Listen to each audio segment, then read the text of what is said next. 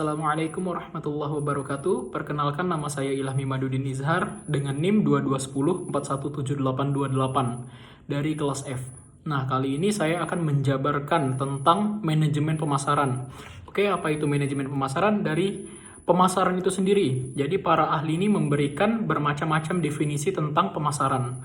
Nah, antara lainnya adalah Stanton. Stanton ini mengatakan bahwa pemasaran ini meliputi keseluruhan sistem yang berhubungan dengan kegiatan-kegiatan usaha yang bertujuan merencanakan, menentukan harga, hingga mempromosikan dan mendistribusikan barang-barang atau jasa yang akan memuaskan kebutuhan pembeli, baik yang aktual maupun yang potensial. Oke, jadi jangkauan pemasaran ini sangat luas. Berbagai tahap kegiatan harus dilalui oleh barang dan jasa sebelum sampai ke tangan konsumen. Jadi sehingga ruang lingkup kegiatan yang luas itu pada bahasan bab ini akan disederhanakan saja menjadi 4 kebijakan pemasaran yang dapat dikendalikan perusahaan yang lazim disebut sebagai bauran pemasaran atau marketing mix. Jadi marketing mix ini ada 4 yang biasanya disebut 4P. Jadi apa aja yang ada di dalam 4P ini? Yang pertama ada produk dari produk itu sendiri, kedua ada price, harga.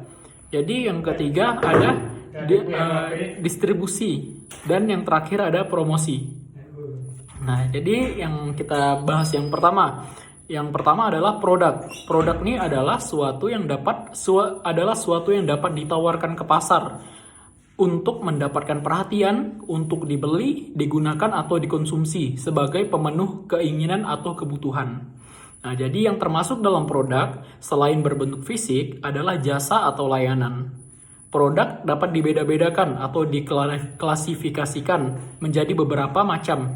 Misalnya, barang konsumsi, yaitu barang yang dibeli oleh konsumen akhir untuk konsumsi pribadi, dan barang industri, yaitu barang yang dibeli untuk diolah kembali. 2 kebijakan produk dipaparkan berikut ini. Yang pertama adalah atribut produk.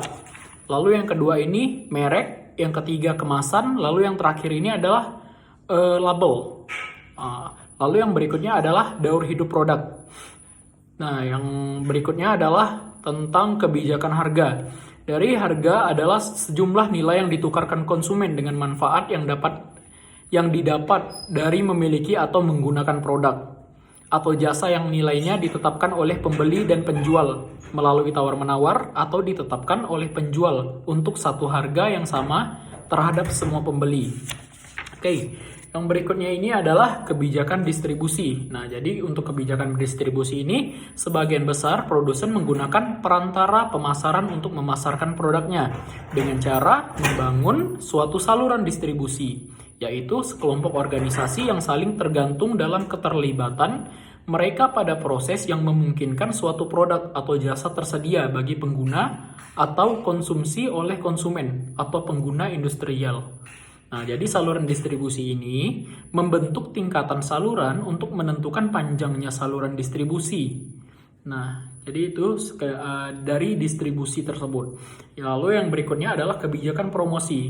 Nah, di kebijakan promosi ini, pemasaran ini tidak hanya membicarakan tentang produk, harga produk, dan mendistribusikan produk, tetapi juga mengkomunikasikan produk kepada masyarakat agar dikenal dan ujung-ujungnya dibeli. Untuk mengkomunikasikan produk ini, perlu disusun sebuah strategi yang sering disebut dengan strategi bauran promosi atau promotion mix.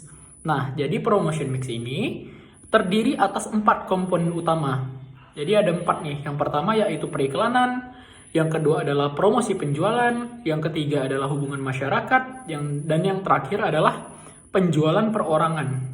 Nah, kita bahas yang pertama. Jadi yang pertama ini adalah periklanan. Nah, di dalam periklanan ini, manajemen pemasaran ini mengambil 5 keputusan penting dalam sebuah periklanan. Yang pertama adalah menetapkan sasaran. Lalu yang kedua adalah menetapkan anggaran periklanan. Lalu yang ketiga adalah menciptakan pesan periklanan. Yang keempat, memilih media periklanan. Lalu dan yang terakhir itu adalah mengevaluasi program periklanan. Nah, itu sekedar dari periklanan. Lalu berikutnya adalah promosi penjualan. Nah, Proses promosi penjualan ini adalah intensif jangka pendek untuk meningkatkan pembelian atau penjualan suatu produk atau jasa. Dengan pembelian diharapkan terjadi sekarang juga. Nah, lalu yang ketiga ini adalah hubungan masyarakat. Untuk hubungan masyarakat sendiri, ini bertujuan membangun hubungan yang baik dengan publik melalui publisitas yang menyenangkan, menumbuh kembangkan cita perusahaan yang baik, menangani atau melenyapkan desas-desus, cari tera dan peristiwa yang tidak menyenangkan. Humas atau PR merupakan sebuah konsep yang menggunakan banyak sarana, seperti siaran pers, publisitas produk, komunikasi perusahaan, lobbying, dan penyuluhan. Nah, dan yang terakhir adalah penjualan perorangan. Nah, di penjualan perorangan ini manajemen seperti para wiraniaga adalah analisis, perencanaan, implementasi, dan pengendalian atas kegiatan para wiraniaga. Nah, di dalam termasuk menetapkan sasaran strategi armada jual. Nah, ini di dalam ini nih ada seperti merekrut, menyeleksi, melatih, mensupervisi, serta mengevaluasi armada penjualan perusahaan.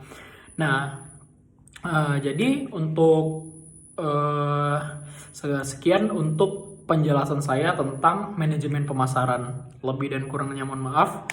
Untuk materi yang berikutnya, tunggu uploadan dari saya.